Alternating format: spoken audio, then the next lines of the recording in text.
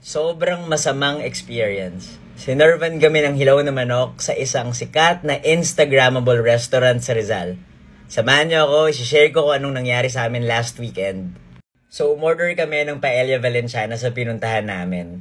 Ganito yung ina-expect namin or something similar. Pero yung dumating, isang masabaw na paella valenciana. Dapat wala yung sabaw eh. At kung gaano kabasa yung kanin, gano'n naman kadry yung seafood.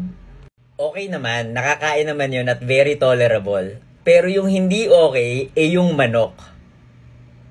May dugo at lasang hindi luto. Hindi rin kami nag-enjoy sa salmon belly.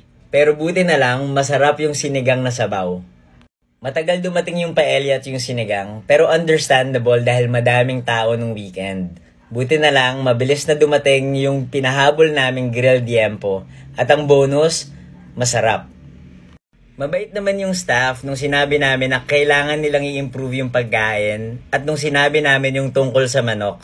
Ganyan kadami yung tinake out namin at hindi kami sure kung gusto pa namin kainin yan. Sa totoo lang, nag-enjoy naman kami nung una naming bisita. Kaya nga kami bumalik eh. Kaya lang, for the first time, umorder kami ng paella valenciana at sinigang na salmon belly at sobrang disappointing. Gusto ko lang sabihin na kahit gaano pa ka-Instagrammable or kaganda ang isang restaurant, kung hindi naman worth it yung perang binayad ng customer para sa pagkain, hindi naman siya deserving para i-recommend. Huwag nating pangalanan yung restaurant at hindi ko rin naman sasabihin. Ang wish ko lang ay sana mag-improve sila dahil sobrang sayang yung lugar. At ang wish ko naman para sa ating lahat, sana wala nang makakain ng hilaw na manok. Dahil hindi siya nakakatuwa.